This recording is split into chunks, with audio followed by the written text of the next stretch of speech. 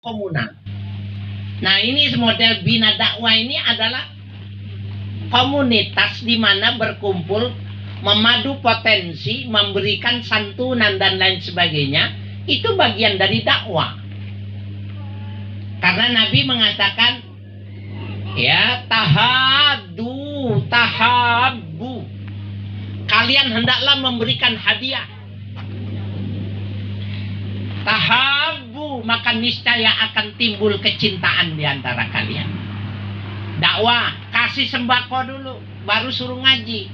Suruh ngaji nggak dikasih sembako, belum tentu datang orang. Bapak undang makan 100 orang, datang semua nggak?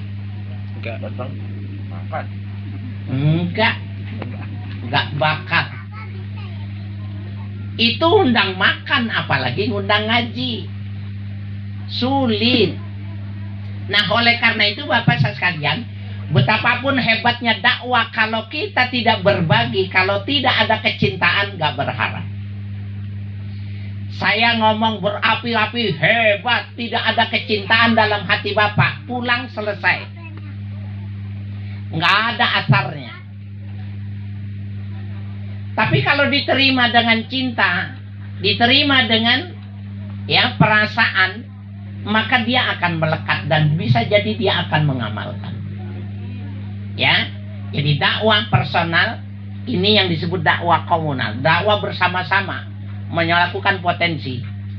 Itu mengapa konsep Nabi ini, ya, tahadu, ya, hadu, tahabu ini dipakai oleh kelompok mereka. Cianjur siapa yang tidak kenal? Cianjur dulu adalah lumbung padi dan di situ dilakukan oleh orang Islam. Sekarang yang namanya kristenisasi dan tempat pesantren terbesar Kristen itu adanya di Cianjur. Bagaimana caranya? Semua orang kampung itu punya pohon pisang. Di kampung itu. Sama orang Betawi dulu semua punya pohon pisang. Kenapa? Pisang paling gampang untuk keperluan dan cemilan, ya. Maka dia datang ke rumah orang-orang kampung, membeli yang masih di pohon, kalau sudah matang nanti diambil, dikasih uang. Jadi kalau ada yang keberatan nanti saya anterin, ya.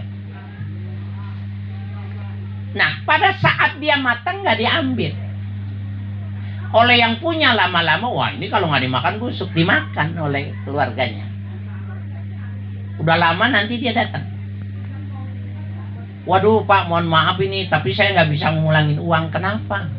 Pisangnya mateng, Bapak nggak datang-datang. Kan saya udah kasih tahu kurang lebih ini 2 minggu lagi, seminggu lagi, sekian hari lagi, tapi nggak datang. Oh nggak apa-apa, nggak masalah. Ibu nggak usah kembalikan, Bapak nggak usah kembalikan uang.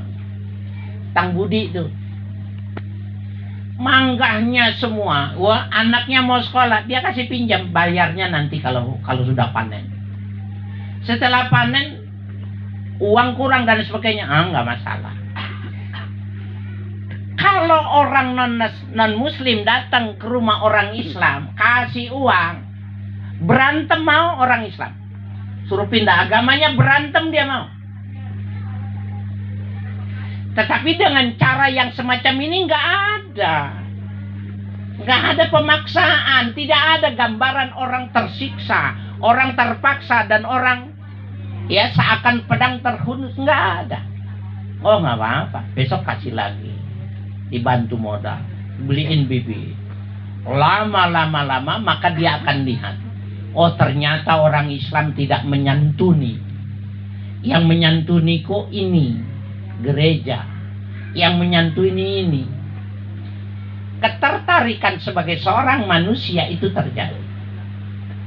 Kita lihat sekarang sejarah tentang Nabi Muhammad.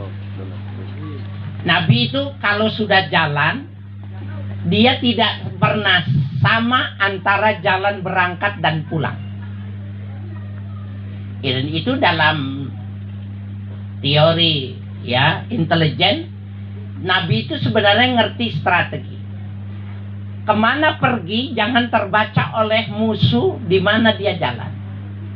Berangkat sama pulang tidak sama. Tetapi ketika ada yang aneh, Nabi untuk yang satu ini spesial. Dia lewat yang satu jalur sini, jalur penduduk, dia diludahin. Dari atas itu diludahin. Ludah, hilap. Nabi tersenyum, jalan lagi. Dan Nabi tidak merubah. Kalau ke arah situ, jalannya situ. Dan selalu diludahi. Karena yang tukang ludah ini paket. Ini buzzer nih. Dan dia dikasih dana ini. Ada dananya nih buzzer. Waktu dia sakit, Nabi lewat, kok nggak ada yang ludah?